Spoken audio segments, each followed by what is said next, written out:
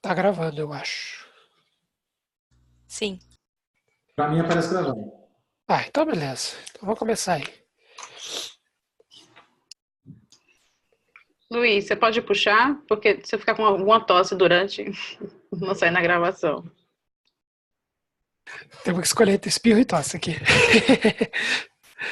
Bom, galera, então a gente vai conversar um pouquinho aí sobre investimentos. Como o Márcio estava falando, a gente sempre tem no canal de investimentos muito bate-papo sobre, principalmente renda variável, como montar carteira, como acompanhar. Recentemente a gente fechou aí um benefício bem maneiro lá com o pessoal da Monetos, que dá 30 minutos de consultoria com o Daniel, com outros consultores, para aprender a tomar melhores decisões aí. Né? Ninguém quer investir para perder dinheiro, né? Então é melhor saber o que está fazendo.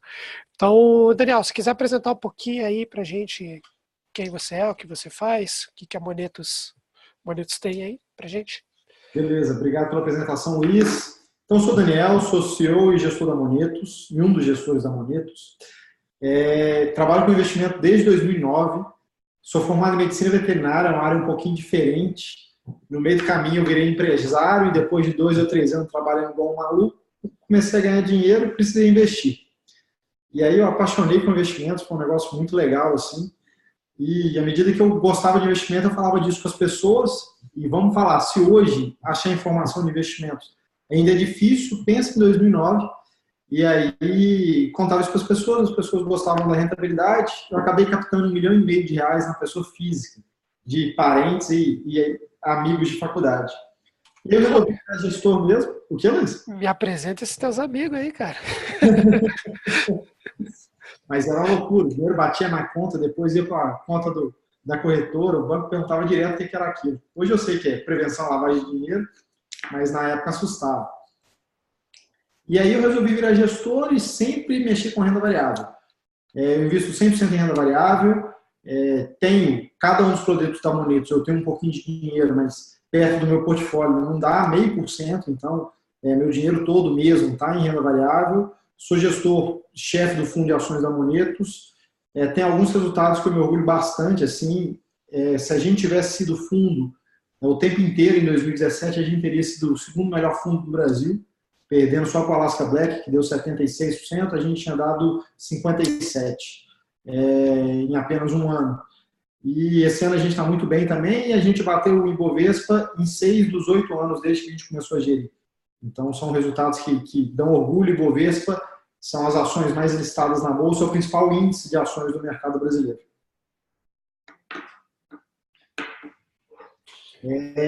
Deixa eu contar para vocês um pouquinho da Monetos, que aí a gente já vai direto para o que vocês querem saber, que eu acho que vai ser mais legal. Nessa busca, assim, meu primeiro investimento, para vocês terem ideia, isso eu acho bem legal, foram R$ 1.000. Eu comprei 40 ações da CEMIG no fracionário. Isso em 2009, início de 2009. E aí eu tomei um ferro danado, a primeira ação que você compra normal, tomar ferro. Eu fui mal, mas eu gostei muito daquilo, sempre foquei em comprar empresa. Então, vocês vão ver que toda posição que eu falo que a gente montou é pensando em ficar 1 ano, 2 anos, 3 anos com a empresa.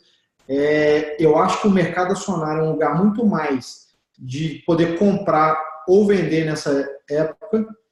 João Neves Filho está perguntando, eu paguei R$ 24 na época. Excelente negócio. Falar quanto que vale hoje, porque a ação tem muito split e implit. O que é split? Você tem uma ação, ela vira 4. E aí o preço cai por 4. Então, se eu tinha uma ação que virou 4, cada ação de R$ 24, no outro dia virou, uma ação virou 4 ações de R$ 6 cada uma. Que 6 vezes 4, 24, por exemplo. E tem também o implit, que é o contrário. Então, você tem uma ação que vale 50 centavos, você faz um implit de 50 para 1, e aí cada ação começa a valer R$ 25, por exemplo, e você divide o número total de ações da empresa por 25. Então, comparar preço em cenários muito longos, desses, por exemplo, de 10 anos, é muito difícil. O ideal é olhar no gráfico. Dá uma olhada em janeiro de 2009, quanto que estava no gráfico. O Google Finance te mostra isso muito fácil, por exemplo. E aí, que sempre foi a minha ideia? Eu sempre falei, cara, aí eu comecei a gerir esse dinheiro, os resultados foram bons, eu fui trabalhar na gestora, naquela época eu precisava de 3 anos de experiência para trabalhar na gestora, aí eu fiquei nessa gestora e eu vi como é que o mercado financeiro funciona por dentro. Qual que era o grande desafio do mercado financeiro? A partir do momento que o gestor de investimentos recebe um dinheiro, aquele dinheiro entra num pacote e a gente faz a gestão desse pacote. Então, na minha opinião, ficava muito claro que não fazia o mínimo sentido um cara que tem muito dinheiro ganhar muito mais de retorno do que um cara que tinha pouco dinheiro. E eu sempre falei, cara, eu quero montar uma empresa que a gente dê o melhor retorno possível para todo mundo, independente do patrimônio. Eu acho um absurdo você ficar classificando as pessoas por dinheiro. Porque quem tem pouco dinheiro, normalmente está no início do processo de poupança. E se você tem pouco dinheiro, se você está começando, cara, se você tiver pouco rendimento, o que vai ser o estímulo para você poupar mais? Então, para mim, essa conta nunca fechou. Eu falo, pô, que merda é essa? Desculpa o palavrão, mas, pô, isso está errado. Nós precisamos resolver isso. E aí eu tentei de algumas maneiras. Então, em 2013, eu saí da gestora que eu tinha entrado no início de 2010 e montei a minha. Na gestora que eu trabalhei, a gente tinha uma linha de corte de 1 milhão. Infelizmente, o dono dela falou, a gente não vai atender com ninguém abaixo de 1 milhão. E eu não conhecia ninguém que tinha 1 milhão naquela época. Não tinha amigo, não tinha parente, tinha ninguém que tinha 1 milhão. E aí eu fui, e quando eu montei a Monetos, né, que na época chamava Mac Investimentos, qual que era a ideia? Vamos gerir para todo mundo. Só que a primeira coisa que aconteceu, a gente deu com a cara na parede, que eram algumas burocracias que não eram escolhas nossas. Então, por exemplo, naquela época, juros no Brasil era por volta de 14,25%, quase 15% às vezes. E aí o que acontecia? Você ia investir muito, 80%, 90% do portfólio das pessoas em crédito privado, CDB, LCA, LCI, debênture, por exemplo. E fazer isso, você tinha que abrir conta em cada uma das corretoras. E para vocês terem ideia, para abrir conta na corretora, precisava reconhecer firma do cadastro do cliente. Só que a gente é uma gestora de recursos. Então, para poder operar para o cliente dentro da corretora, eu precisava de um contrato de 12 páginas que tinha que ter reconhecimento de firma na última página. Então, sempre era muito difícil. Aí você pegar, pô, vou gerir do cara 10 mil reais.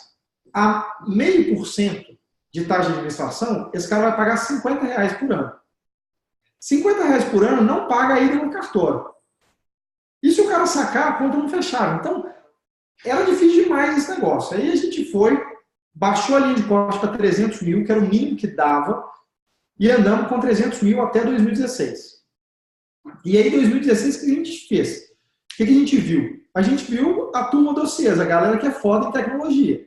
Então, cara, eu acho que dá para fazer um business que a base toda seja tecnológica. Porque tudo que eu falo que dá trabalho, nada disso agrega valor para o cliente. O cliente não está preocupado se eu fui no cartório ou se eu não fui. O cliente não está preocupado se a gente está analisando o documento ou se é o robô que analisa. O cliente não está preocupado se fui eu que fiz o relatório dele ou se foi um sistema automático que fez o relatório dele. O cliente está preocupado se ele está com dinheiro no bolso e se ele está conseguindo o melhor retorno. Falei, então tá. Então se a gente fizer tudo via sistema e cuidar só de gerir dinheiro do cliente, a gente consegue cuidar de todo mundo? Essa era a grande dúvida. E aí a gente começou a desenvolver a Monetos em agosto de 2016. Fechamos uma parceria muito legal com a Mario Franklin, que é a nossa corretora. Toda gestora precisa de ter uma corretora por trás para receber o dinheiro, para lidar com ele. A gente só dá ordem. E aí a gente rodou isso e viu, pô, dá para cuidar de todo mundo. E aí foi, de lá para cá, a gente tem mais de 10 mil clientes no Brasil inteiro. Uma em cada 3 cidades no Brasil tem um cliente da Monetos. Nosso NPS hoje está em 71. NPS é Net Promoter Score, um número que dá muito orgulho, é a nossa North Star Métrica, a métrica mais importante para a gente, porque quando a gente está investindo, satisfação de cliente, na minha opinião, é a coisa mais importante que tem. E hoje a gente vive um business na Monetos que 60% dos meus clientes vêm de indicação. Então, quanto mais a gente cuida do cliente, mais cliente é indicado, mais o cliente vai com dinheiro. Então, a gente escolheu que não é captação, não é nada que guia a gente. A gente guia pela satisfação do cliente. É por isso que a gente todo dia está pensando em novas coisas, novos jeitos. Vocês vão ver que a plataforma está sempre em evolução, tem muito lançamento que a gente vai fazer no próximo mês. Tem 2 novos fundos entrando na plataforma, a gente está abrindo mais coisas que eu não posso entrar mais em detalhe, que eu quase soltei. Mas é isso, essa é a história da Monetos, esse é o objetivo, a gente garantir que todo mundo ganhe dinheiro de verdade, principalmente num momento de mercado como esse. Assim. 2 anos atrás ninguém falava de ação. Depois que a ação sobe 120%, todo mundo começa a falar de ação. Bitcoin, isso me lembra o Bitcoin em 2017, todo mundo falava de Bitcoin em 2018, quase ninguém falava de Bitcoin, está subindo em 2019, a galera começa a falar. Investimento, normalmente a gente não pode ir atrás da modinha. Normalmente vai ganhar dinheiro o cara que estudar e que dedicar-se. Então esse é o papel da Monetos. A gente não necessariamente vai comprar a ação que mais subiu semana passada. Só vai comprar se a gente achar que faz sentido, que ela vai continuar subindo mais ainda. Mas não é o nosso objetivo. Nosso objetivo é sempre comprar empresa boa e não ficar correndo atrás de, porra, vai subir. Por exemplo, Bitcoin. O grande desafio que eu sempre falei para as pessoas, quanto vale o Bitcoin? Por mais que a gente queira que o Bitcoin resolva o problema do mundo, de Banco Central, de parar de emitir papel moeda, de parar de gerar inflação, quanto vale o Bitcoin? Eu não sei. Eu não sei precificar. Se eu não sei precificar, não tem como eu comprar. Porque se eu compro uma empresa que eu sei precificar e ela cai 30%, 40%, o que eu faço? Eu compro mais daquela empresa. Mas se eu não sei precificar, a única coisa que eu posso fazer é ficar desesperado. Essa é a grande questão do Bitcoin. Então, o que protege um gestor de não cair em modinhas, em 2010, 2011, teve a época das empresas do Ike Batista, que virou tudo pó na época. Virar pó é ir para zero, né? Tender a zero. O que era? Quando a gente analisava os balanços, você falava, pô, essa empresa não tem que valer nada, porque eu não consigo entender nada disso. Mas as pessoas, pô, é do Ike, tudo que é do Ike valoriza. Isso não é uma resposta para o gestor de investimento, sabe? Gestor de investimento tem que ser mais palpável. Cara, valoriza por quê? Ah, não, porque está evoluindo, está crescendo, a empresa cresce 30% por trimestre, ela dobra de tamanho a cada ano, e como ela dobra de tamanho a cada ano, essa geração de caixa vai ser mais rápida ainda, porque eu vou diminuir custo fixo. Então, eu dobro a receita, mas diminuo o custo fixo, então meu lucro vai aumentar, e na hora que eu tiver no futuro vai ser tanto. Eu pego esse resultado futuro, trago valor presente e sei, pô, essa empresa tinha que valer R$30 hoje. Se ela vale 60 na bolsa, eu vou vender ela, porque ela está mais cara na bolsa do que eu acho que é o valor dela. Se ela vale 15 na bolsa, 100%, normalmente a gente compra uma empresa que a gente acha que vai subir no mínimo 100%, eu compraria. Então, basicamente, é isso que a gente faz. Como o Bitcoin eu nunca soube precificar e nunca ninguém conseguiu me ensinar, já tentaram, mas eu nunca consegui entender como precificar, aí a gente acaba não comprando, por exemplo. Hoje, por exemplo, eu tenho algumas posições em Banco Inter, né? Lembro que alguns anos atrás, quando o Banco Inter fez o anúncio do IPO e tal, você falou, cara, como que pode um banco inteiro, toda uma plataforma de graça, isso daí não dá dinheiro. E você vê, o Banco Inter não é assim um faturamento próximo do Itaú, do Bradesco e tal, mas é uma plataforma que conseguiu super absorver os custos e que cada relatório trimestral tem mostrado que o custo de aquisição do cliente está cada vez menor. Então, a empresa que os custos são baixos, que estão conseguindo reduzir os custos que existem e, por consequência, a ação tem valorizado. Comprei recentemente a 65, hoje está 61 e eu não estou preocupado, eu estou pensando em comprar mais. Porque eu sei que agora a empresa tende a ter uma valorização maior, porque eu acredito na empresa e no modelo, não no preço que ela está agora, né? Não sei se você tem essa mesma visão aí. Luiz, é legal começar de Banco Inter, porque Banco Inter é a nossa maior posição na carteira. A gente começou a comprar 35, nós fechamos nossa compra a 38. Então, o mais caro que nós pagamos foi 38, o mais barato foi 35. E isso com 3 dias de diferença, né? O Banco Inter porrou nesse momento. Só que é uma ação que eu estudava desde o IPO, então tem 1 ano e 2 meses antes da compra. Tá? Tem 2 meses que está na nossa carteira, 3 meses que está na nossa carteira. E é uma ação que a gente estudava desde o IPO.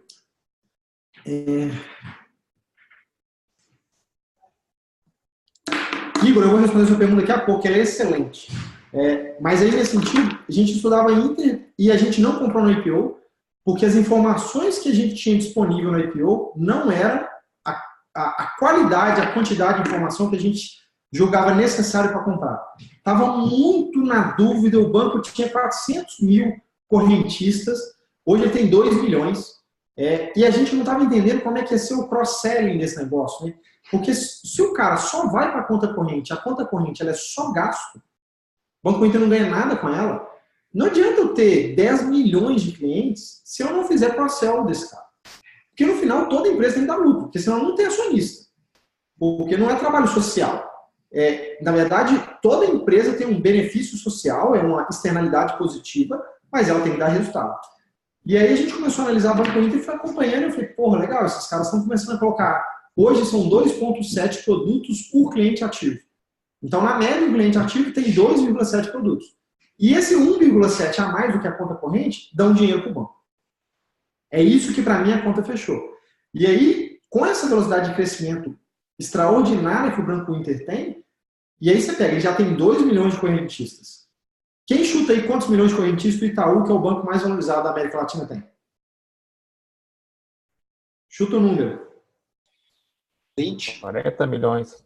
Tem 14 milhões de correntistas. Caramba. Ele é 7 vezes maior em número de correntistas do que o Banco Inter. É claro que isso é uma conta de padaria, tem que analisar muito mais outros números, ok? Mas, se a gente for olhar, o Itaú vale 340 bilhões de reais. O Inter vale 6. E em número de correntistas, o Itaú é só 7 vezes maior do que o Inter. Então, aí vamos melhorar nossas contas de padaria, né? Começar a conversar como que uma equipe de gestão conversa. Ah, tá, mas o Itaú ganha em média R$25 por cliente que tem conta corrente aberta por mês. O Inter não ganha nada. É verdade, o Inter não ganha nada disso. Tá, mas o Itaú tem agência a cada esquina da grande maioria das cidades do país. O Inter tem uma agência só em Minas Gerais. Aí você começa a fazer a conta dessas coisas e começa a analisar. E aí você vira e fala, pô, o Itaú é um business que está perdendo correntista. O Inter é um business que está crescendo correntista. Se grande parte das receitas de serviço dos bancos, por volta de 55% das receitas de serviço, que é conta corrente principalmente em cartão de crédito, é gasta para manter a estrutura de agência, e você não tem ela, então o Inter não abriu mão de 100% da receita, ele abriu mão só de 45%. E aí você começa a fazer conta. Esse é o papel do gestor, assim, mas eu acredito muito no Banco Inter, gosto muito do business. É claro que é o business, na minha opinião, que está na Bolsa hoje, com maior potencial disruptivo. E aí o upside é muito bom, mas o risco de cair também é grande. Então, é uma posição que a gente acredita muito, por isso que ela é a maior posição do nosso fundo, mas é uma posição que a gente analisa todo dia. Por que a gente analisa todo dia? Será que subiu rápido demais? Será que não vai voltar um pouco o preço? Não sei, e isso me preocupa um pouco por longo prazo. Mas, essa competição de todo mundo começar a abrir uma conta digital, vai começar a aumentar a custo de aquisição do Inter ou diminuir muito a velocidade? Então, é coisa que a gente tem que acompanhar trimestre a trimestre. Porque no preço do Inter está embutido um crescimento muito forte. Então, esse crescimento tem que acontecer. Eu acredito que vai ser mais alto do que o preço da ação está indicando. Mas tem que acompanhar. É diferente de você comprar uma empresa que é, sei lá, de minério de ferro. Se você olhar o preço da commodity, você sabe como é que a empresa anda. Porque tudo que ela produzir, ela vende. É só vender para a China.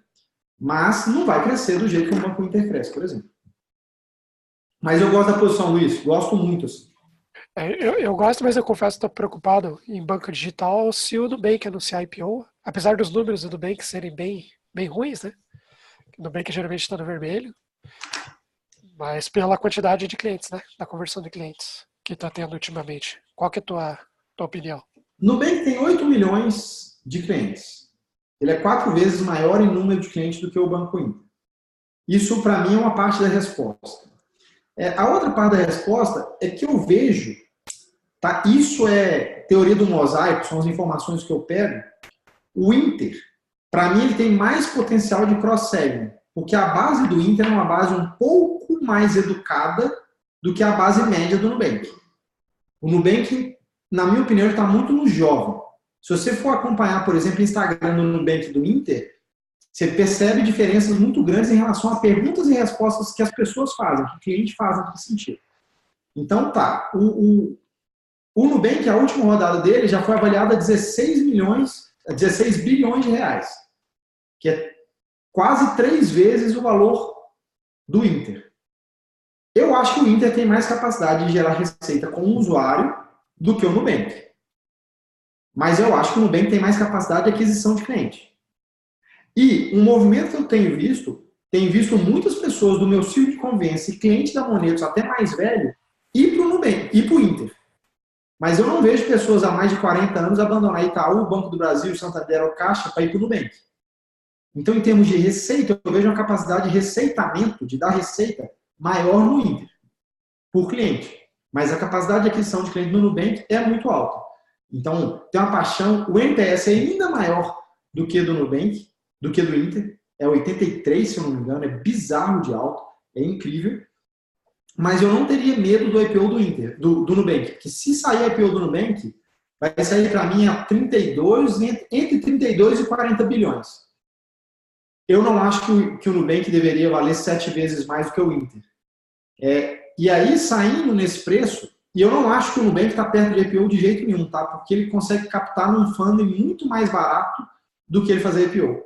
E tem um problema de fazer IPO, porque no dia seguinte que você faz IPO, começa a ter pressão por resultado, por lucro líquido. E para a competição é complexa. Então, se você ouvir a última teleconferência do Banco Inter, você vai ver o cara falando o seguinte, cara, a gente poderia ter dado muito mais lucro do que a gente deu. Mas a gente sempre analisa receita, resultado líquido e crescimento. Isso é um tripé que você tem que analisar essas 3 coisas. E a gente, nesse momento de mercado, está priorizando o crescimento. Quando você é uma empresa fechada, você não tem nem dúvida. É crescimento, crescimento e crescimento. Então, eu não me preocupo muito se tivesse um IPO de Nubank. Eu acho que poderia ser podia até destravar o valor do Inter, porque as pessoas iam começar a comparar um com o outro e o Inter teria que subir por causa disso. Acredito, ok? Suposição. Saquei. Bom, não tinha pensado nisso. Faz sentido. Vamos responder a pergunta do Igor aqui. Olhando com esses olhos, as empresas do Elon Musk seriam totalmente contraindicadas. Igor, se você puder explicar um pouquinho melhor sobre a sua pergunta, quais olhos? É questão de receita? Eu acho que você escreveu isso na hora que o Luiz estava falando de custos, né? Que o Banco Inter tem custos que só diminuem a aquisição de cliente mais barato. Não, cara. Isso mesmo? Vamos dar um ok se é isso. Não, isso foi colocado no momento que você estava colocando as empresas do Ike Batista como exemplo, que elas estavam, todo mundo investia nelas porque estava super em evidência e sempre subiam, mesmo não tendo um lastro palpável por trás. Perfeito. Entendo a sua comparação, mas eu acho que é um pouco diferente, Igor. A questão toda é a questão do Ike Batista era o seguinte, essa época eu acompanhei muito, porque tinha gente que falava assim, tudo que é X eu compro. E investir em ação desse jeito, para mim, não faz o mínimo sentido. Assim. E aí, o que a gente analisou muito? Assim? Eu olhava o que as empresas faziam e o que elas prometiam. Então, as empresas do Ike, elas prometiam muito. Eu vi um vídeo do Ike, e esse vídeo está lá, se você buscar Ike Batista Infomoney, você vai ver esse vídeo, em que ele fala que ele tem 260% de sucesso em achar petróleo. E aí, cara, gestor, ele pega informação de todos os cantos. Então, o trabalho de gestão é muito simples. Lê 12 horas por dia, 2 horas de livro e 10 horas de balanço de empresa, de notícia, de vida das pessoas, você vai entender como é que funcionam as coisas. Eu falo, peraí, 260% de sucesso, esse cara está me falando que toda vez que ele fura um poço de petróleo, ele tem 2,6 poços de petróleo. Então tem que ter um poço em cima do outro, cara. O que não é verdade. Então você percebe que a pessoa exagera tanto nos números que aquilo não é verdade. Por mais que eu, Daniel Calonge, sou fã do Ike. Não é porque eu não compro uma empresa dele, porque se eu não comprei a empresa dele porque eu achava que estava caro, não quer dizer que eu não gosto do cara. Então quando a gente tem uma posição que a gente vira e fala, vendemos tal empresa, não é porque eu não gosto daquela pessoa, daquela empresa, é só que eu acho que está caro. Então eu via prometer muito. E falavam que, por exemplo, a OGX ia passar o valor da Petrobras em 2 anos. Era tipo 2014, a OGX ia valer mais do que a Petrobras. Eu fiz a conta, a OGX em 2014 não ia estar tirando 1% do petróleo que a Petrobras tira. Tá bom, a Petrobras é estatal, não é super bem administrada, mas não faz sentido uma empresa 100 vezes maior do que a outra valer menos do que a outra. No mesmo setor, ok? No mesmo setor. Então eu vi essas coisas e falei, cara, eu acho que o Ike exagera. Fazendo agora uma analogia, o Ike não, né? As empresas do Ike exageram. E era muito otimismo nos números. Esse era o desafio. Vendia-se muito mais do que tinha. Hoje, por exemplo, a Eneva, que foi dele, é uma empresa de muito sucesso na Bolsa, mas recebeu aporte, quase faliu, funcionou. O Porto de Açu é um porto maior do que a ilha de Manhattan. É o maior porto que a gente tem na América Latina, se eu não me engano. É incrível o projeto do Porto do Açu, o Ike desenhou. Mas naqueles valuations, para mim, não fazia sentido. Agora, falando do Elon Musk, assim, sou um fã incontestável do Elon Musk. Acho que ele está à frente do tempo dele. Mas, quando eu vejo, por exemplo, uma Tesla, acho que é uma briga difícil demais de brigar. O setor automotivo é muito complexo. Você vê que está todo mundo lançando carro elétrico. Acho que a Tesla tem uma opcionalidade incrível, que é, se ela conseguir fazer um carro realmente autônomo, e ela for a primeira durante algum tempo, e aí se você faz a conta que o motorista da Uber ganha 70%, 75% da receita da sua corrida, meio que a Tesla poderia ser 50% do valor da Uber para você. Então, se você gasta R$15 por dia por viagem, você podia gastar R$7,50 e a Tesla ia ganhar mais dinheiro, por exemplo, do que uma Uber da vida, porque ela não tem mais que remunerar o motorista. Isso é uma opcionalidade que eu acho que as pessoas dão pouco valor. Não sei se isso vai demorar 1, 2 ou 10 anos, mas eu acho que a Tesla está bem nessa briga. Mas hoje, a Tesla eu acho um business bem perigoso e eu não investiria em Tesla. Por mais que eu adoraria ter um carro da Tesla, mas eu acho um business bem perigoso e o valuation também muito caro, perto da capacidade produtiva. E você vê o Musk está tendo muita dificuldade até de produção. Não faz muito sentido. É normal você ter dificuldade de vender, mas dificuldade de produzir é difícil. Mas é porque a indústria automobilística não é uma indústria simples. SpaceX, eu não tenho o mínimo conhecimento para falar, porque eu não entendo nada de ir para Marte, de coisa espacial e de prestar serviço para a NASA, mas pelo que eu vejo, do tão mais barato que a SpaceX consegue cobrar e ganhar as licitações com coisa boa, eu acho que é um business bem legal. Então, nesse sentido, se eu soubesse precificar, então teria que estudar sobre como que é vender para a NASA, qual que é a demanda desse mercado, se esse mercado é cíclico, se ele não é cíclico, se ele é constante, crise, como é que afeta, quais são as margens desse mercado. A SpaceX realmente tem margens melhores do que as outras empresas do setor? Sim ou não? Por quê? Eu espero que tenha. Na hora que a gente vê, na hora que você lê o livro do Musk e ele mostra a tecnologia, ele consegue reutilizar um foguete, isso tudo deveria ser margem melhor. Se você tem um custo mais baixo, você pode vender mais barato e ganhar mais dinheiro que quem vende mais caro. Isso é uma vantagem competitiva. Mas eu tenho que estudar. Mas eu vejo muita coisa muito palpável. O que eu quero dizer? É um super vendedor. O Elon Musk é um super vendedor, que eu acho que todo empresário deveria ser. Eu me cobro me vender mais. Eu acho que eu deveria falar mais dos nossos feitos. O que leva as ações, às vezes, a estarem um pouco mais caras. Mas que eu acho que ele faz business bem legais, eu acho que faz, sim. E virar pó, igual a OGX virou, que chegou a valer tipo nada, eu não acredito que nenhuma das duas empresas as duas grandes empresas do Elon Musk aconteçam isso, porque tem... Primeiro que a Tesla é um produto super legal. Se ela for vender as patentes, ela já vale muito mais do que zero, por exemplo. Hoje a Monetos tem alguma posição internacional de empresas fora do Brasil ou é tudo do mercado brasileiro? A gente tem 13% em índice americano. Por que a gente comprou índice? Porque eu acredito em stock picking, que é escolher ação de coisa que a gente entende. E eu sou muito sincero, eu gosto do mercado americano, ele tem um hedge de dólar muito legal, mas a gente não tem um setor com 5, 6 pessoas estudando empresa americana todos os dias aqui.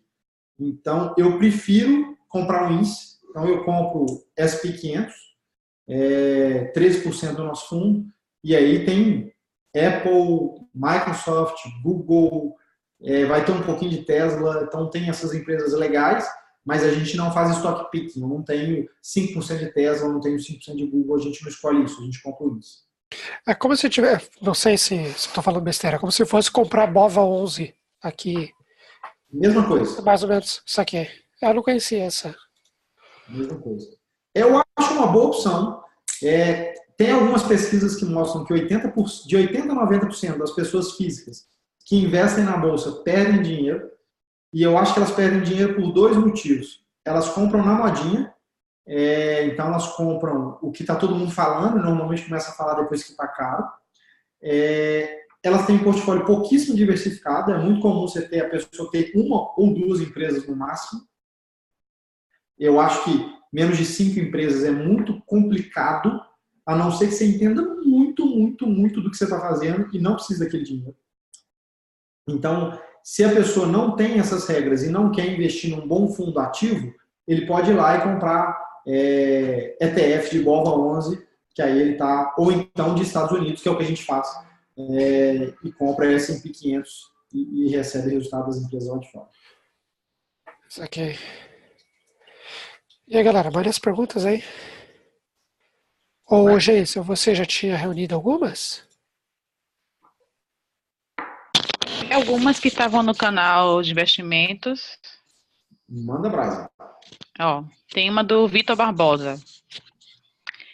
Ele pergunta como é que se lucra com ações se uma ação não me gera dividendos ou só com o lucro com a sua venda? Outra Legal. coisa, como é que vocês reaplicam o dinheiro do lucro da ação? Perfeito. É Lucas, né? É Vitor Barbosa. Vitor Barbosa. Vitor, ótimas perguntas. Tem duas formas de... Na verdade, tem várias formas de ganhar dinheiro com a ação. Mas estando comprando uma ação, você pode receber dividendo ou juros sobre capital próprio, que vamos considerar dividendo, que é um jeito de dar dividendo, e a valorização das ações. Eu sou um cara totalmente agnóstico, não me preocupa se a ação dá dividendo ou não. Por quê?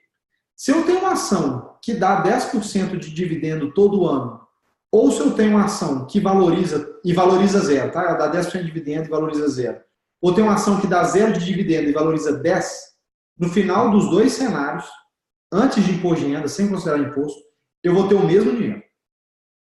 Tanto com uma ação que valoriza 10 ou uma que me dá dividendo. Então, não estou nem aí para dividendo nesse sentido. Uma coisa que a gente não prioriza uma carteira geradora de dividendo é porque, vamos pensar, dinheiro para a empresa é matéria-prima, é combustível. Então, se essa empresa está distribuindo muito desse dinheiro, quer dizer que ela não quer ou não consegue crescer muito rápido. Porque a empresa que cresce muito rápido, que é startup, está a vida inteira tomando dinheiro, está indo lá pegando dinheiro no mercado, ela não vai distribuir dinheiro. Então, vamos pensar na jornada de uma empresa comparando com a vida de alguém. Então, a gente, quando é jovem, a gente é tomador de recursos. Então, a gente cresce rápido, cresce X centímetros todo ano, estuda, fica mais eficiente. É igual uma empresa novinha, ela toma dinheiro. Então, ela toma dinheiro, vai usando esse dinheiro, chega um ponto que ela para de crescer. É a gente lá com uns, sei lá, 45 anos, 50 anos, em que a gente não está mais estudando muito, está ficando talvez mais eficiente, mas não está trabalhando mais, sei lá. E aí ela pega esse dinheiro e começa a guardar esse dinheiro, fazer um caixa. Aí chega um ponto que a empresa, virou uma empresa de energia elétrica, ela não cresce mais nada, ela cresce 1% ao ano. O que ela faz? Ela começa a distribuir dividendo.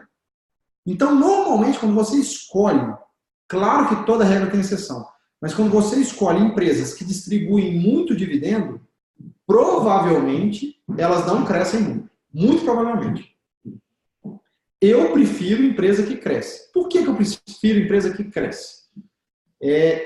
Tem uma vantagem muito grande. Hoje, por exemplo, o Banco Inter vale 6 vezes valor patrimonial. 6 vezes.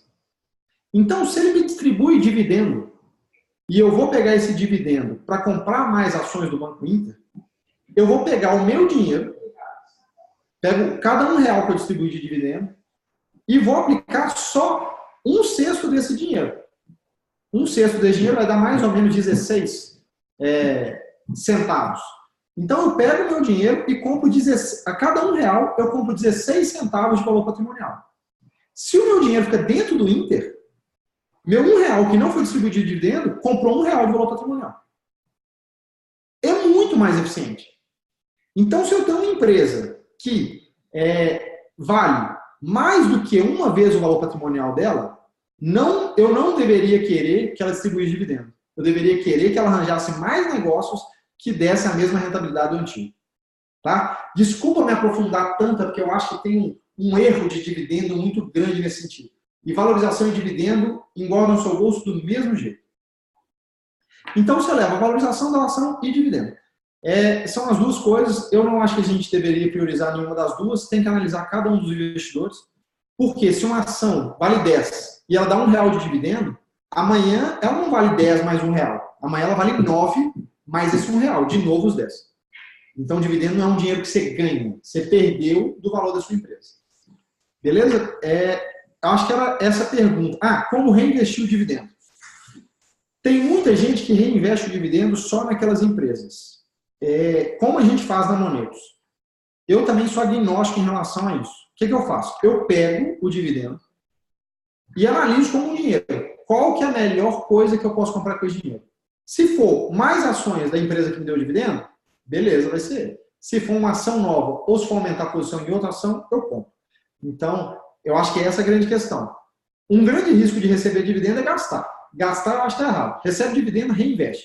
No que for, pode ser renda fixa, pode ser renda variável, mas reinveste. Eu sigo aqui com as perguntas que o pessoal está me fazendo, ou no chat, ou a Geise e o Luiz me guiam. O que você prefere? Toca aí do chat primeiro. Tá bom. João Neves Filho. Itaúsa e TSA, né? É um exemplo clássico disso. Paga bons dividendos e há muitos anos o preço de mercado não sai do mesmo patamar. Boa, ótimo exemplo. Itaúsa é a Hold, que é dona do Itaú. Desculpa, acho que é dona da Vale, se não me engano. Mas a Itaúsa é do grupo do Itaú e realmente anda de lado. Márcio Sena. Na Monetas é possível definir o risco que desejo correr com a minha carteira? O fundo de reserva pessoal deve estar em algo seguro? Qual o melhor lugar para investir? Márcio, você pode investir e escolher exatamente o perfil. Então, a gente vai te indicar um perfil, mas você pode deixar ele mais conservador ou mais arrojado. E a gente tem um negócio muito legal na Monetos, que deu um orgulho danado e deu um trabalho do mesmo tamanho, que você pode ter quantos objetivos você quiser. Então, se você quiser ter um objetivo aposentadoria, independência financeira, ele normalmente é mais de longo prazo, então normalmente ele tem mais parte em ação. Mas se você tiver um objetivo, reserva para emergência, ele vai ser 100% renda fixa. Então, eu acho isso bem legal e você pode fazer lá. O fundo de reserva pessoal deve estar em algo seguro? Sempre seguro. Reserva pessoal não é para ganhar muito dinheiro. É para remunerar melhor do que a poupança, mas tem que ter liquidez, então tem que estar disponível a hora que você quer. E você não tem que ter dúvida se é o momento ou não é o momento de resgatar. Esse dinheiro que vai te tirar do cheque especial, esse dinheiro que vai te dar segurança se você for resgatar, esse dinheiro que vai cobrir qualquer coisa inesperada. Então tem que estar seguro. Qual o melhor lugar para investir? Cara, por exemplo, na Monetas, a gente tem um fundo de renda fixa que rende 111% CDI, 40% a mais do que a poupança. Eu indico colocar reserva de imprevistos em algo desse tipo. Então, um fundo que é plano, que não tem cota negativa, mas que renda bem. Mas se você colocar no Tesouro Selic é uma boa. Se você comprar um CDB acima de 100% com liquidez diária é uma boa, apesar de hoje ser muito difícil de achar. E qualquer fundo que renda acima de 100% do CDI, que seja 100% renda fixa. Essa é uma receita. Mas se der para ganhar 110 é melhor, porque quanto mais dinheiro, melhor. Mas sempre respeite que seja seguro. João Neves Filhos, é empresa para dividendos mesmo. Acho que ele está falando da Itaúsa. Concordo. Geisa Santos, João, manda aquela sobre educação, beleza? João Neves Filho. IRBR, empresa de seguros no Brasil, é a empresa que cresceu. Isso aí, o IPO valia algo na casa de R$28, hoje está no patamar de 100. Sim, é a maior empresa de resseguro do Brasil. O que é resseguro, né? Vocês vão ver que toda vez que eu falar de empresa, eu vou querer explicar um pouquinho de empresa, porque eu não gosto de falar de ticker. Ticker é um número, tem uma empresa por trás. O que a IRBR faz? Ela faz resseguro. Então, pensa na Sul América. A Sul América, ela vira e fala o seguinte, eu vou segurar aquele carro, eu vou segurar aquela moto. É um carro e uma moto, tranquilo. Ela tem 4 milhões de veículos lá dentro. Está diversificado. Mas pensa que eu contrato a Sul América para segurar,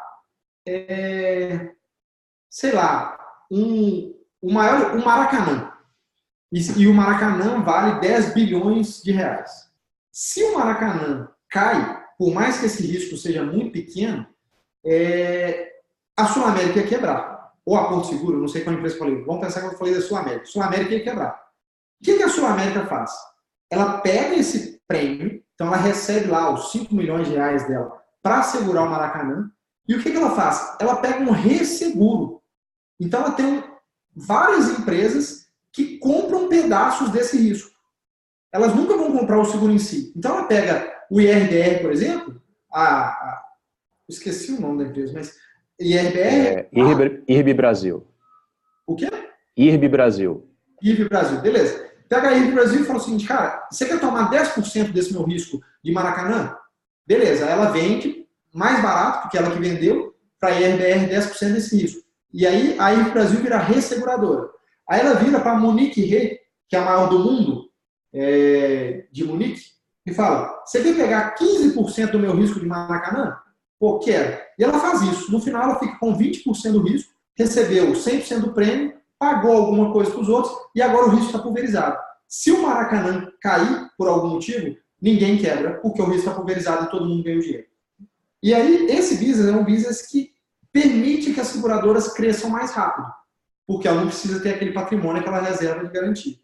Então, é um business, na minha opinião, que estava mal precificado no IPO. E eu acho que nós erramos de não ter entrado. Tem um pouquinho E por incrível que pareça, nenhuma pessoa que trabalha no mercado financeiro conseguiu enxergar isso. Eu participei desse IPO, eu flipei, inclusive, que é um risco que eu gosto de correr, inclusive. E hoje estou no patamar de R$100. Eu estou posicionado nesse papel e eu normalmente, quando eu analiso uma empresa, eu levo muito em consideração quanto essa empresa está posicionada frente às suas concorrentes, né? A IRB Brasil não tem concorrente no mercado de resseguro, praticamente, né? Então, assim, eu já estava vendo lá de trás que tinha um potencial enorme de crescimento. Muita gente até torce para que não, mas tem um crescimento enorme. Está no patamar de R$100 agora. Uma empresa que no IPO acho que foi 23, 24, alguma coisa assim, não lembro. Né? E o Brasil é um país muito pouco penetrado em seguro perto do resto do mundo. Muito. Um setor que eu acho que vai crescer muito. Sim, o Warren Buffett adora essa empresa, inclusive. Ele tem investimento? Ele já falou, já colocou em matéria lá do Valor Econômico que é uma empresa que ele vê com bons olhos. Então, se o vovô Buffett falou, é para a gente prestar atenção. Com certeza. Tem que ver o quanto que ela vai continuar crescendo. Essa aqui é a dúvida. Né? Mas é um mercado que ele tem poucas, mas as poucas são muito grandes.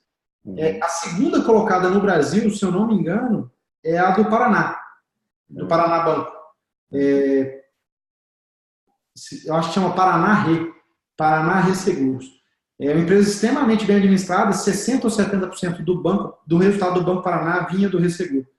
É um business bem complexo, então é mais difícil de entrar do que uma nova seguradora, mas é um business bem legal e a gente é subpenetrado no Brasil totalmente. E na hora que você pega as grandes, igual a Munique Re, por exemplo, da vida, ela só entra ressegurando coisa muito grande. Então, ela vai entrar no Maracanã da vida, um exemplo desse. Ela vai entrar ressegurando uma frota inteira de avião. Ela não entra ressegurando vidas de um plano de saúde. E aí eu acho que a IRB anda de braçada nisso. Pois é. E assim, é muito legal você falar sobre a questão da empresa, de crescimento. Depende muito do viés de como você analisa, como você se posiciona, né? Eu gosto muito de análise fundamentalista, então avalio o setor, né, principalmente, que se existem vantagens no país que ela atua, principalmente, como está a concorrência, por exemplo, né? Como é que essa empresa se posiciona, né? E, por exemplo, né, um exemplo bem recente, teve o IPO da Centauro, né? A Centauro é uma empresa de varejo no setor esportivo, né? Eu não entrei no IPO da Centauro porque eu avaliei o seguinte, assim, bem grosso modo. A Magazine Luiza e a B2W são duas empresas de varejo, não de esportivo, tá? Mas de varejo, que dão muita importância para e-commerce, por exemplo, né? E eu não vi essa força toda na Centauro, né? Mesmo sendo no setor esportivo, que ela poderia nadar de braçada, por exemplo, né?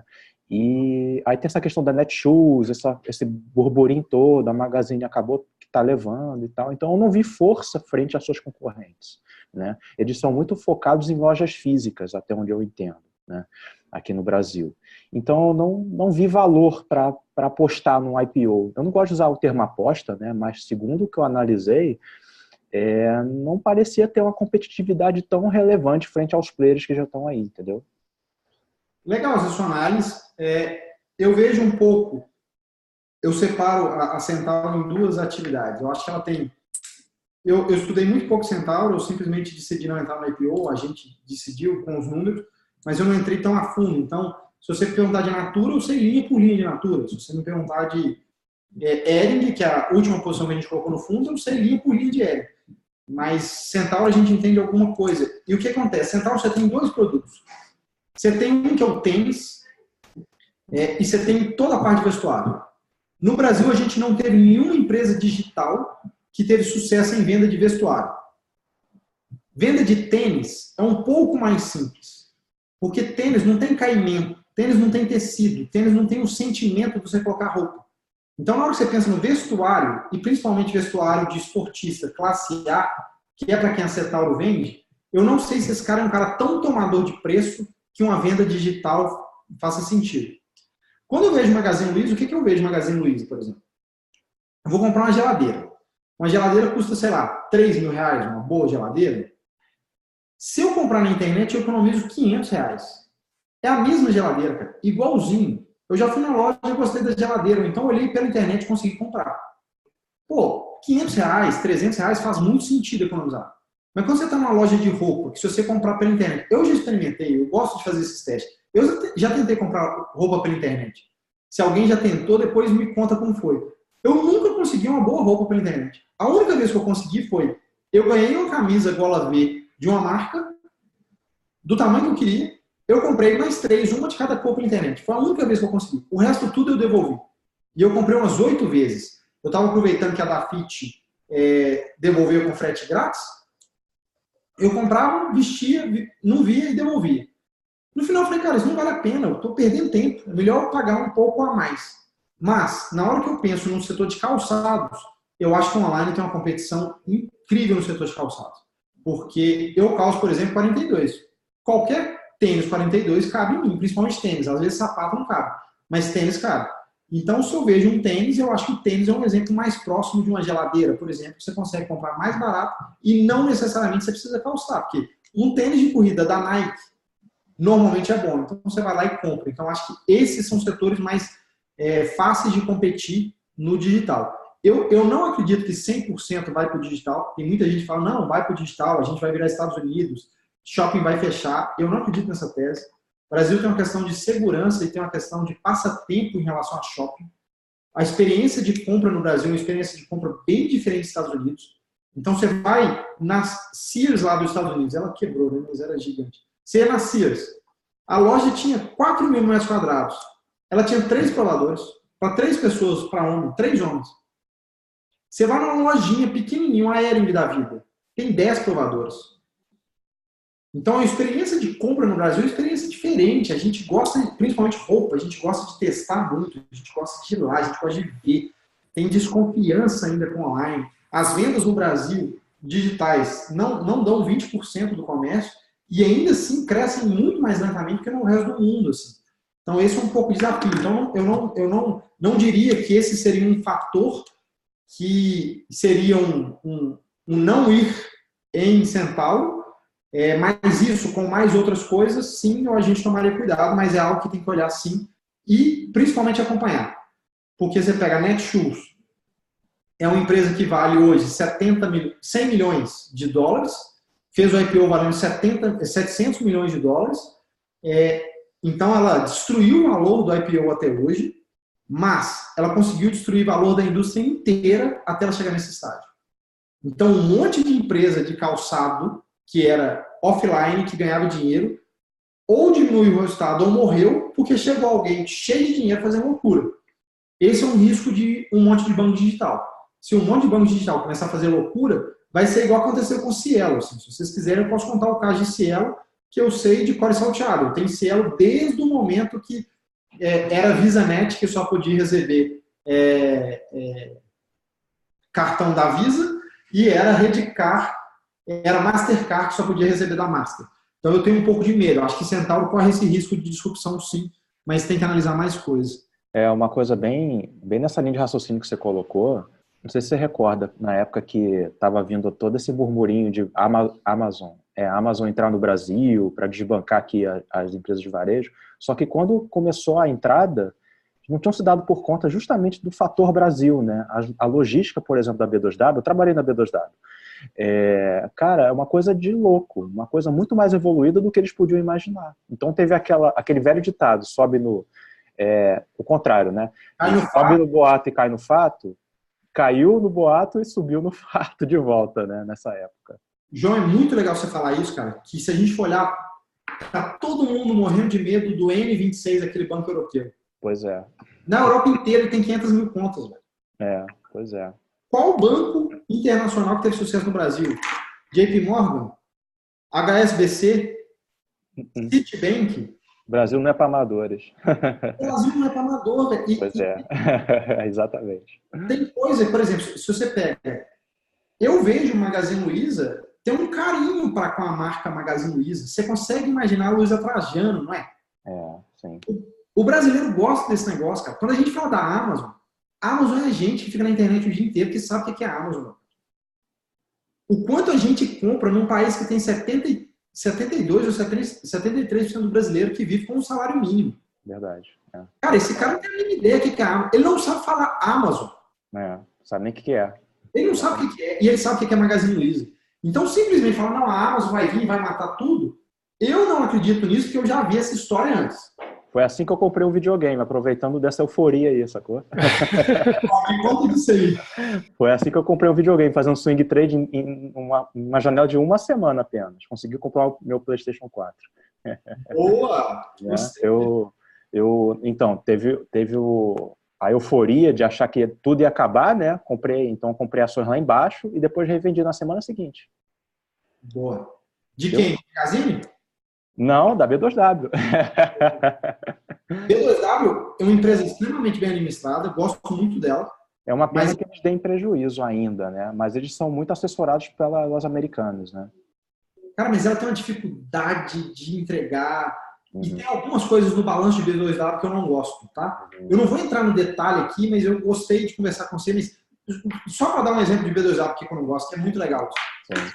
Se você for pegar a dívida líquida da B2W e o custo de dívida que a B2W tem, ela teria que ter 1/5 do custo de dívida, do custo financeiro que ela tem. Pois é. Por que ela tem esse custo financeiro tão alto? Porque quando ela vende com desconto no boleto, ela joga esse boleto como custo financeiro. Só que isso é mentira, velho. Você concorda que é mentira? Sim. Então, eu, como gestor de investimento, como analista, eu tenho que olhar isso aqui e descontar esse negócio. E na hora que eu desconto, eu viro e falo, aquela margem bruta que ela fala que é 30%, na verdade é 21%. Porque é muito mais legal descontar do EBITDA para baixo do que do EBITDA para cima. Com certeza. Porque EBITDA você resolve. Então, isso, por exemplo, é uma coisa que me deixa uma trava danada de B2W. Porque eu falo, desse jeito isso não vai virar business nunca. Pois é, sim. E já estão aí há um tempão tentando reverter esse quadro, né? Eles continuam dando prejuízo até hoje. Estão dando menos prejuízo a cada balanço, mas a estratégia deles é abocanhar mercado. Pura e simplesmente. Mas a Magazine Luiza ganha mais mercado no digital e mesmo o digital dela tem margem positiva. É verdade. Então tem alguma coisa que não é para amador que o Jorge Paulano fala, né? Que o maior erro da vida dele foi mexer com a startup. E a startup que ele se refere é o Submarino. Que é quem deu origem à B2W. Isso. É difícil montar uma operação do zero sem entender, cara. Sim, bastante. E aí quando você pega o Fred destrói, sabe? O Fred, o filho da Luiza Trajano, é o CEO da Magazine, e o cara realmente entende varejo e foi fazer uma operação digital. E ele não foi fazer uma empresa digital simplesmente. Então, se eu tivesse que apostar, é claro que hoje o valuation de Magazine Luiza eu acho meio exagerado, mas eu aposto mais. Não em valuation, tá? Esquece a ação. Eu aposto muito mais que Magazine Luiza vai ter um sucesso no digital do que B2W vai ter um sucesso. Sim, eu também penso dessa forma. Mas eu gosto, a empresa é bem administrada. Deixa eu só responder uma pergunta do Fábio aqui, ó. O Fábio fez uma pergunta bem legal que todo mundo eu acho que gostaria. E quais os primeiros passos para quem não sabe nada de investimento e quer iniciar rendendo acima do CDI? Cara, Fábio, eu acho que o primeiro passo é fugir do seu banco. Desculpa falar isso. E aí você vai falar, não, o Daniel tá fazendo jabá para Monetos. Não precisa ir para Monetos, não. Pode ir para XP, pode ir para Rico, pode ir para Isinvest, pode ir para qualquer lugar. E pode vir para Monetos. Para Monetos, eu garanto que você vai ganhar mais do que 100% CDI. Mas se você for em alguma dessas corretoras escolher bons produtos, você vai ganhar mais do que 100% do CDI. Tá? Na Monetos eu garanto, mas você pode ir para outros lugares. O Luiz está falando que usa a Monetos principalmente para reserva de emergência. Geisa está falando que esse é o maior interesse, reserva financeira. Isso é fundamental, Geisa. Eu acho que só dá para pensar no futuro se a gente garante que a gente vive algum tempo sem preocupação. Acho que no mínimo 6 meses nesse sentido. Então, pensa com carinho nisso e você está no caminho certíssimo. Geisa, já comprei, mas compro muita camiseta e nunca tive problemas, mas por já conhecer as medidas da empresa. Boa. Então, Geisa, pelo que eu estou entendendo, você compra sempre da mesma empresa, né? Eu fiz uns testes antes. Eu comprei muita camiseta. Eu nunca comprei nessas lojas Magazine, C&A, da Fit. Aliás, da Fit eu já comprei porque ela comprou a empresa que eu comprava.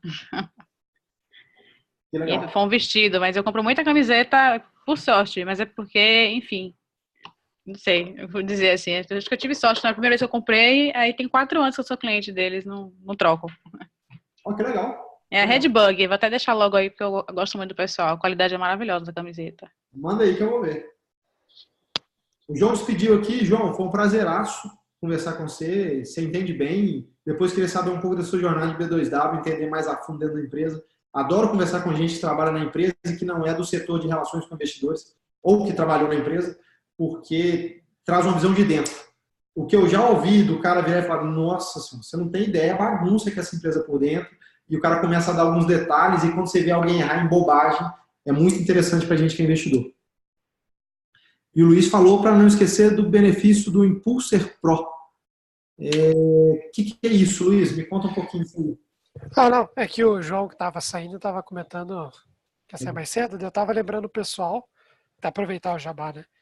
Que com a parceria que nós fechamos com a Monetos, dá para agendar 30 minutos de consultoria, né?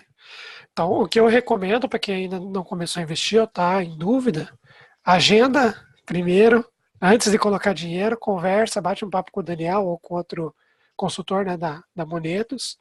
Aí toma as decisões com mais calma e começa. O importante é não deixar para depois. Vejo isso mês que vem, vejo ano que vem, tá perdendo dinheiro. Isso é muito legal, já pode chegar lá, já pode agendar. Essa conversa é muito legal, ela é 100% focada no cliente. Então a pessoa vai entender exatamente o que você precisa, como é que funciona. Desculpa, e se a gente realmente vai conseguir te ajudar. Uma das coisas que a gente tem aqui na Monetos é que nem todo mundo vira nosso cliente, porque às vezes a pessoa vira e fala, eu quero fazer trade de ação. A gente explica para ela o que é, explica para ela como faz, mas a gente não faz trade de ação. Porque a gente não sabe fazer. Pode ser que tenha alguém que saiba. Então, no mínimo uma conversa legal com alguém que entende muito de investimento, vocês vão ter, e normalmente as conversas não são comigo. Se quiser marcar comigo, marca lá com a pessoa e fala, não, quero conversar com o Daniel, eu vou dar um tempo, vou dedicar ao pessoal da Impulso, gosto muito de vocês, e atendo. Principalmente, eu consigo ajudar muito quem estiver pensando em ações e renda variável, porque é o meu mundo, eu estudo isso 10 horas por dia. Então, quem quiser ação e renda variável, eu consigo ajudar muito. Se quiser conversar comigo, vai ser um prazerão. Mas tem que avisar lá que não cai na minha agenda, cai na agenda do pessoal. Galera, temos mais dúvidas? Já deu as 5 horas.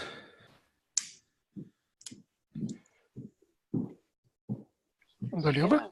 Acho que é só, né? É porque tem muita gente que perguntou, mandou perguntas no canal, mas só vai assistir depois. O Vitor mesmo, ele não conseguiu. Aí eu fiz a pergunta dele. Mas será que tem algumas perguntas, tipo, que dá para responder rapidinho? 1, 2 frases, assim, sim, não. Bate bola, tipo... Não, umas que eu vi, até o João que acabou de sair, mas que eu vi que outras pessoas comentaram também, é sobre educação financeira. Que o João estava falando isso no chat, né? Que não adianta a gente só investir e deixar o robozinho fazendo, que a gente tem que aprender de fato o que está acontecendo ali, o porquê que investir naquele investimento, ter mais informações. E ele tinha perguntado por onde começar, né, nessa educação financeira, que cursos tomar. A primeira coisa que eu acho que a pessoa tem que entender é sobre a vida dela, sobre planejar financeiramente. Então, tem alguns livros muito legais. Eu sugiro livro, tá? Porque eu acho que a internet começou a virar um negócio, tem muita coisa boa, então se eu indicar um canal ou outro, tem coisa boa e tem coisa ruim. Livro, eu recomendo muito. Então, um livro que mudou minha vida, mudou mesmo. Assim. E aí eu falo, eu acho que se eu não tivesse lido esse livro, eu ia ter 1/10 do patrimônio que eu tenho, no máximo, que é O Segredo da Mente Milionária. Esse livro é incrível, incrível, pequenininho, 130, 140 páginas, se eu não me engano. Mudou minha vida. Esse livro é espetacular, recomendo demais. Ele vai entender o seu planejamento financeiro. Depois, estudar um pouco sobre produto, porque se você já sabe planejar e já sabe onde você quer chegar, estudar um pouco o seu produto. Eu acho que o mais importante hoje o problema não é a quantidade de informação, é mais a qualidade. Então, ir em fontes confiáveis.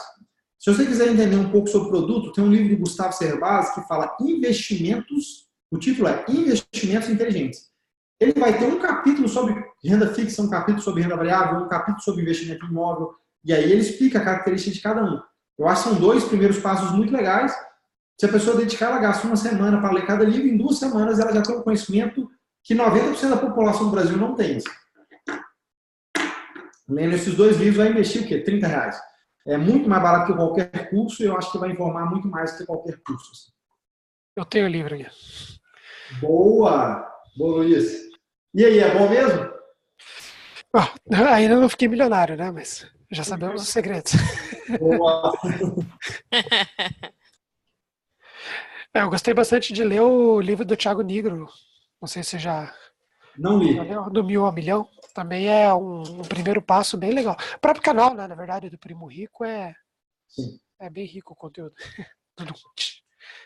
Eu gosto do Primo Rico. Eu acho que desses que estão aí na mídia hoje em dia, ele é um cara que consegue casar conhecimento com facilidade de receber esse conhecimento. Que é muito comum você ver canal que é muito gostoso de ver, que as pessoas adoram, mas que no final a pessoa não aprende nada. Ou muito pouco. E eu acho que o Thiago é um cara que tem uma densidade legal de conhecimento, assim, eu indico muito ele. Assim. O Primo Rico. Isso aí. Pessoal, mais Eu também prefiro o livro e assistir os canais no YouTube do que fazer o curso. Eu fiz um há muito tempo atrás.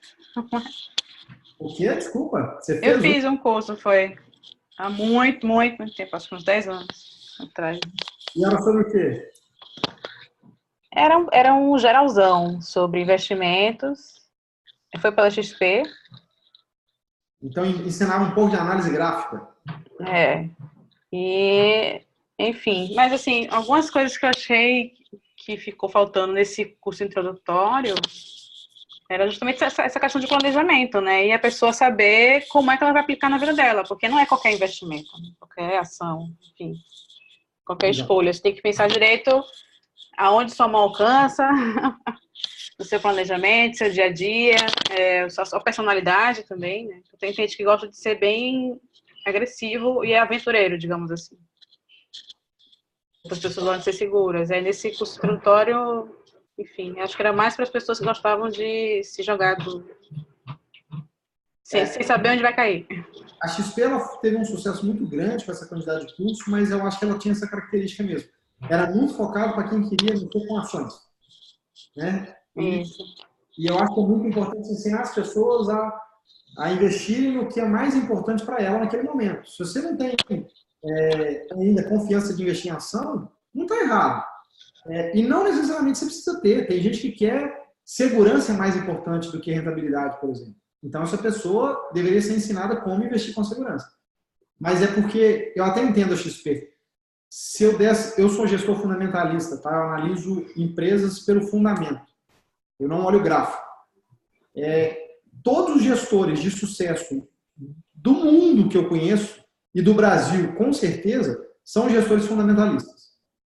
Mas se você for procurar canais no YouTube fundamentalistas, de pessoas que só falam de ações que sejam fundamentalistas, eu não conheço nenhum. Mas a análise gráfica tem 200. É porque é mais fácil ensinar a análise técnica, a análise gráfica do que a análise fundamentalista. Então acaba que isso atrai as pessoas, né? Porque as pessoas saem de um curso desse sentindo que podem realmente investir em ações porque olha um gráfico e investe. Então acabou que foi para esse lado os cursos do XP. Não sei nem se era o objetivo, mas acabou indo para esse lado. Isso. Mas é isso, meu povo. Eu tenho uma reuniãozinha agora. eu agradeço muito a conversa com vocês. Obrigado, Geisa, pelo convite. Obrigado, Luiz. Obrigada a você. Estou à disposição para a gente bater um papo. Foi um prazer. E quem quiser, só entrar lá. 30 minutos de conversa. E 30 minutos de conversa é o que a gente coloca lá. Se precisar de mais, a gente chega lá e conversa com cada um que quiser, de graça. E bate papo, identificando o seu perfil e tentando ajudar da melhor maneira possível. Vocês vão ver que não necessariamente vai indicar investir na Moneto, só se fizer sentido. E a ideia é ajudar todo mundo a investir e todo mundo a alcançar o objetivo. Isso aí, bom, agradecer então você, agradecer a todo mundo que participou. Vou fazer um jabá. Se alguém quiser saber sobre tecnologias de investimentos, eu gravei um podcast com o Daniel. Vou deixar o link para vocês lá no canal de investimento. Foi bem maneiro. Tiro uma dúvida de como eles lá na Monetos e outros gestores também usam tecnologia para tomar as decisões, para montar as carteiras. Foi bem legal. Bom, se alguém tiver mais alguma dúvida ou quiser continuar esse papo lá, entra no canal Investimentos, lá no Rocket Chat. É isso aí. Valeu mesmo, Daniel. Obrigado, Luiz. Igor agradeceu aqui também pela mensagem. Igor, eu que agradeço. Foi um prazer falar com vocês. Obrigada. Obrigada. Tchau. Tchau.